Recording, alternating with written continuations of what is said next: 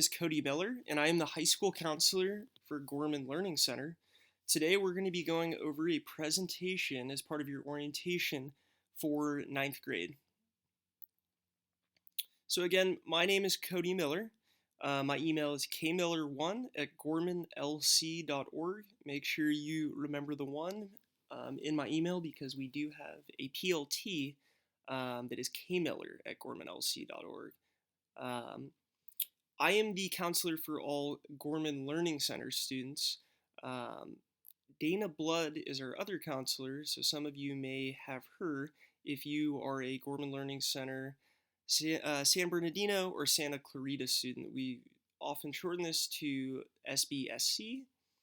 Another person that's important to know in our counseling office, her name is Deborah Moser. She handles all of our transcript requests and work permit request.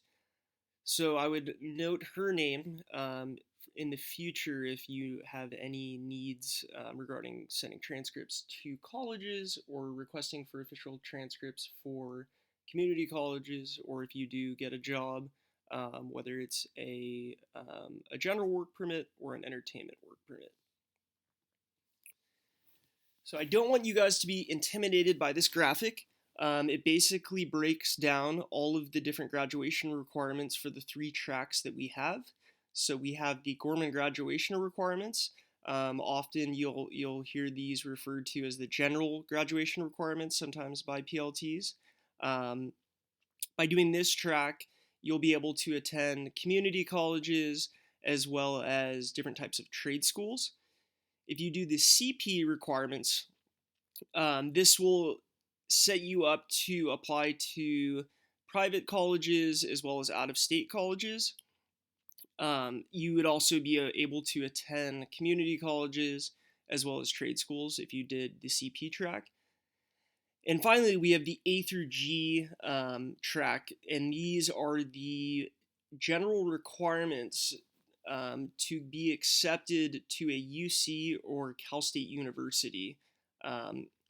By doing this track, it's kind of all-encompassing. You would meet the CP requirements for out-of-state colleges as well as private schools, as well as have the opportunity, if you'd like, to attend a community college or trade schools. We're going to get into the specifics of each of these tracks, but I just wanted everyone to see a general overview of the different choices that you guys have. So we have 2 sets of high school graduation requirements. So for high school graduation, or the general high school graduation requirements, any level of the required course will satisfy the requirement. To meet the requirements, you must only take the minimum required classes. These classes all must be passed with a D- or better. Unfortunately, if a grade of F is received in any of these classes, they will need to be retaken to receive the credit. For the 4-year university requirements, so this would be for the A through G or the CP tracks, you must take CP level or higher. For students that are interested in taking honors in AP, that'll be totally fine, but we just need to make sure that they're CP level or higher. And often, because it is so competitive to be admitted into out-of-state colleges and in-state public schools, the UCs and Cal States, you often need to go above and beyond just the minimum requirements to remain competitive amongst your peers when applying to schools. For the CP or A through G track, you must earn a C or better. Colleges will not accept Ds in your core classes. You would still receive the credit, but in order to remain eligible to be admitted to colleges, if you received a D your first semester of Algebra 2, you would need to retake that semester and earn a C or better. Realistically, we want to be shooting for B's and A's if we are deciding to do the CP or A through G track. So for students that choose the A through G track, there are 4 different components that we must all adhere to in order for our classes to be considered A through G and meet the UC and California State University requirements. So number one is the curriculum must be A through G, as well as the lesson plans. And so if you guys have any discrepancy, or if you're unsure whether the class you are taking is meeting the A through G curriculum and lesson plans, please let me know. I'm more than happy to assist you with that. We have a website called High School Articulation, and it breaks down every class that we currently offer that'll meet the different A through G requirements in terms of the curriculum and lesson plans. The next component is 1 hour weekly of interactive instruction.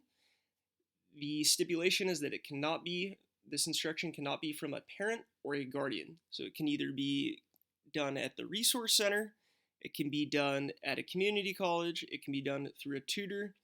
Just has to be someone other than mom or dad or a guardian. And this is going to be for every A through G class you have. So it's not 1 hour for all your A through G classes. It's going to be an individual hour for every A through G class. The next component is test must be given by a teacher or a paraprofessional. So a paraprofessional is a non-certified instructional staff person, so it's essentially not a teacher, who assists in the classroom under the guidance of a teacher, such as a teacher's aide, instructional aide, and again, it cannot be a parent or guardian. So these won't necessarily be quizzes, but it'll be your midterm exams and your final exams in these classes. A lot of students will have their test administered or proctored by their PLT, a tutor, or a facilitator here at the Resource Center. We just need to make sure that is not a parent to ensure the integrity of the test. And the last is subject expert teacher available. And this is a teacher in each specific core area of the A through G requirements. So they can either be available in person, by phone, or by email. We cover all this last requirement. We have subject expert teachers in every subject that are available to you guys.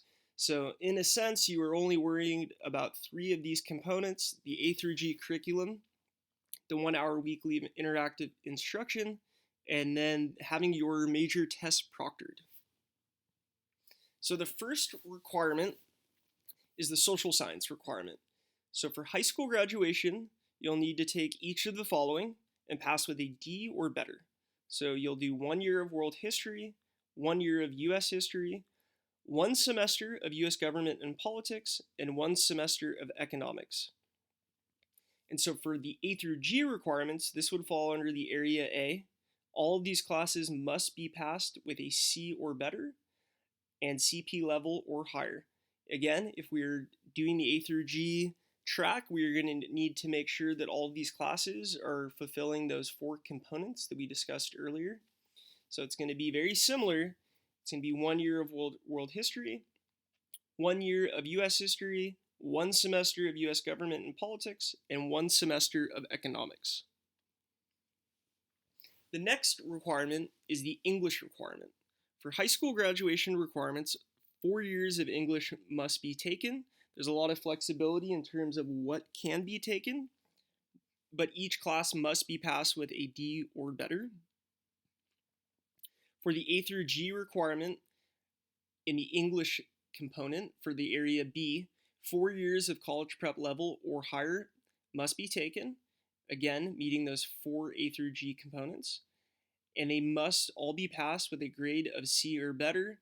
And again, we're really trying to shoot for B's or A's in these A through G classes to remain competitive when applying to colleges.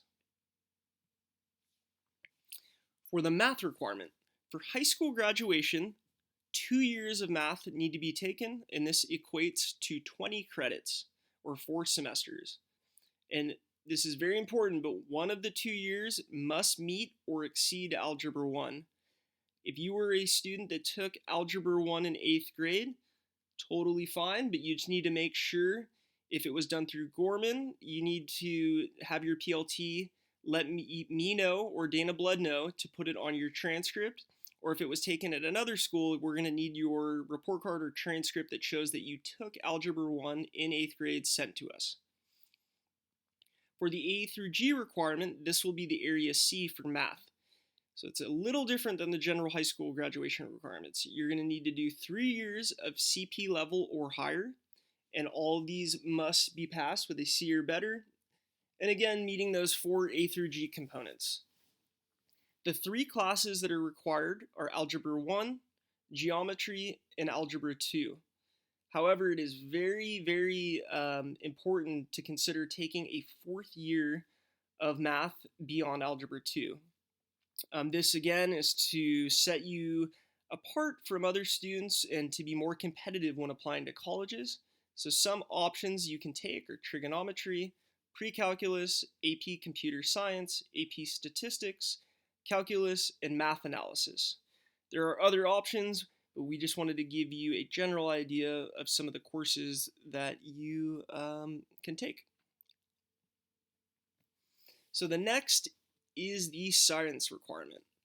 For high school graduation, 1 year of life science is required and 1 year of a physical science. So many students, to satisfy the physical science, will do earth science or chemistry. And again, these just need to be passed with a D or better. For the A through G requirement, or area D for science, 2 years of laboratory science are required, and these must be passed with a C or better. Again, we're shooting for B's and A's to remain competitive, and we're meeting those 4 A through G requirements. So 2 years are required. So biology and chemistry are the classes that you will need to take to meet the minimum requirements for A through G. So there's a little less flexibility in the physical science category. And then, like math, an additional year beyond the minimum is highly recommended. So some options for you guys are AP Biology, AP Computer Science Principles, AP Environmental Science, Earth Science, and Physics. Again, we have plenty of other options, but these are just some ideas to think about. And for the physical education requirements, this is for high school graduation only. Every track, no matter what you choose, requires 2 years or 4 semesters of PE. And this is not an A through G class, so we do not need to worry about the extra A through G components, but we're going to want to pass this with a C or better. For high school graduation, for the general grad requirements, we're going to need to pass this with a D or better to obtain the credit. The health requirement. So this is for high school graduation only, and it is needed for all tracks, A through G, CP, and the general grad requirements. It is a 1 semester class. A new thing to note is that there is a CPR requirement only involving the compression component of CPR. Usually PLTs will provide a video and an additional worksheet for you guys to learn and to satisfy this CPR requirement. Visual and performing art and foreign language. So this requirement differs greatly between the different graduation tracks. So for high school graduation, 1 year chosen from one of the following subject areas: visual and performing art or foreign language. So it's just 1 year of either one. So you get to choose. So you could do 1 year of an art class or 1 year of Spanish. You do not need to take both. It is just one, pass with a D or better. For the A through G requirement, you must take both a visual and performing art and a world language, pass with C's or better, and again, meeting those 4 A through G components. So 1 year of a visual and performing art is required. This will fall under the area E. Some examples are theater, visual arts, piano, vocal, and choir. 2 years of the same foreign language, or the area F, are required. Some examples of what many of our students take are French and Spanish. And again, like math and science, it is highly recommended to go beyond just the minimum requirement and take an additional year for a total of 3. Again, this is really just to remain competitive amongst your peers, to increase your chances of getting accepted into those state schools that you are trying to get into.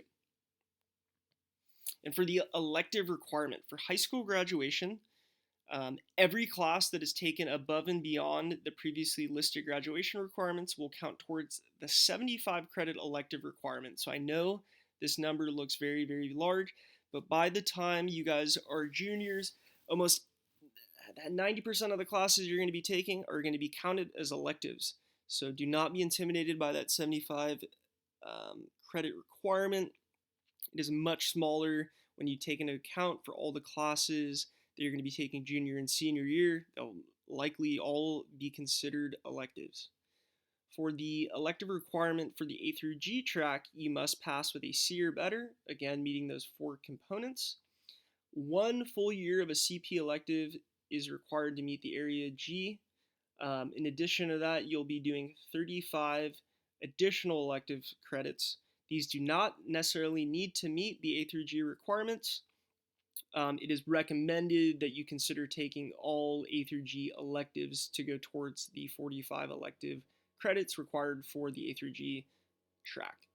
So some elective ideas that we have available to take are art, dance, drama, musical theater, piano, guitar, and voice, as well as theater, contemporary band, and stage production.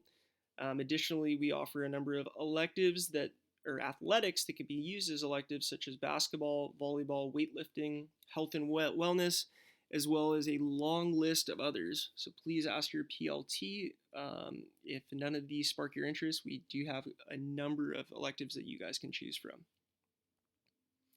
So this is a sheet that we often have PLTs use to help you guys plan out for all 4 of your years for high school graduation. I highly recommend sitting down with your PLT, or you can ask me, and I'm more than happy to do this, or we can set up a face-to-face meeting and do this. It's very, very important in 9th grade and even before to start determining your plan for high school. Start thinking about, am I going to do the general track, the college prep track, or the A through G track? And start, filling this out and making a plan. It's never too early to start thinking about, even as far as senior year of what you want to do, and it'll, reduce your stress, and it's more likely, you're more likely to achieve these goals when you start planning ahead. So highly recommend sitting down with your PLT or myself to establish a plan for high school and then looking for towards the future. So testing information. This is information that's going to be pertinent to you guys later on in high school, but I would like you guys to all start thinking about different types of tests that you may need to take if you are thinking of going straight to a college right from Gorman Learning Center. So one of these tests is the preliminary SAT, or the PSAT. This is not required, but what it is it's a practice for the SAT and the ACT, which are important, and these are required exams to be taken in order to be accepted into many colleges and universities. This is offered every October of every year. To enroll, you will need to contact me. We don't offer it on site, but I will assist you in finding local or nearby campuses that will allow our students to take it. And this test costs $17. The ACT, this is an exam that is used by many colleges and universities as part of the process of being accepted into their schools. Most students will take this during junior year. It is offered September, October, December, February, April, and June every year. To register, go to act.org. The cost without writing is $50.50, and with writing is $67. There are fee waivers available. Please contact your counselor to have them determine if you are eligible to receive the fee waiver for the ACT. My recommendation is take it with the writing. It'll be kind of all-encompassing. Some schools require the writing and some don't, but you'd rather be safe and just take it with the writing to meet all the schools that you'd like to apply to. The SAT, this is another exam that is used by colleges and universities as part of their process of being accepted into their schools. Many students will take this during their junior year, and it is offered August, October, November, December, March, May, and June. To register, either follow the link that I've provided or go to collegeboard.org and look under SAT registration. The cost for without the essay is $46, and with the essay is $60. Again, like the ACT, there are a few waivers if you meet the requirements, so please contact either myself or Dana Blood if she is your counselor, and we'll look into determining whether you are eligible for a fee waiver. So just to kind of recap, all UCs and Cal State universities require their students to take the ACT or SAT. You have to take either one of them at least once. You are able to take both, and you can report which score you are happier with. Most kids will try one or the other, and depending on which one they like more, they maybe will retake the ACT or retake the SAT, and to improve their score. Again, I recommend taking each exam at least once. Many kids prefer one or the other, and it's just a good idea to see which one you might score better on. So some additional study tips and resources are on my counseling website. I have full past PSATs with their answer keys. Highly recommend taking a look at those. Will give you a good indicator of where you're at and possibly areas that you're lacking in so that you can study. I will provide my counseling website link at the end of this presentation. Concurrent enrollment. So this is an opportunity that I encourage all of our students to take advantage. It is the opportunity for you guys to take college classes at local community colleges and some universities that'll count both as college credit and for high school credit. And so it's a really cool opportunity because, for instance, if you take a one-semester college class, such as English 101, this will end up counting as a whole year of high school English, and it will be counted as A through G and honors. So it's a cool way to boost your GPA and kind of get ahead of the game because you're finishing a whole year class in a semester at the college. They offer these classes in a number of different settings. So some are traditional classroom-based, which you're going once, twice, 3 times a week to the class. Some are online, where it's fully online. And some are hybrid, which is a combination of the two. So you may go in one day to class, and then the remainder of the class may have you meet online, or you'll complete work online. If you're interested in taking classes at a local community college, please contact your PLT or your counselor.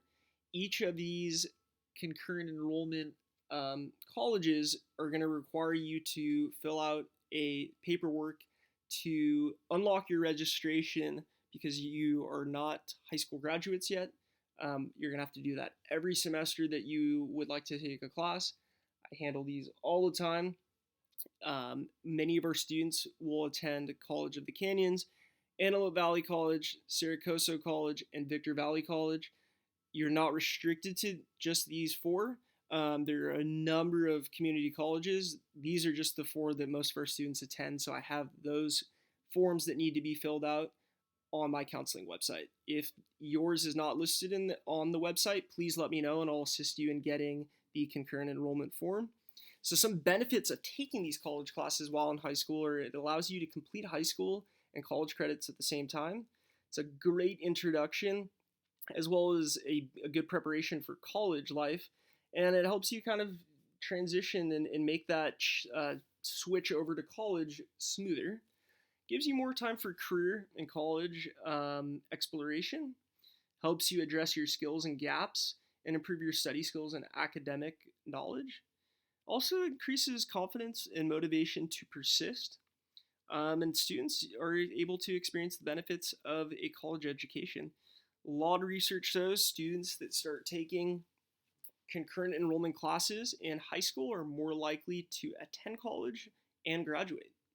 So I highly recommend trying at least one of these classes while in high school.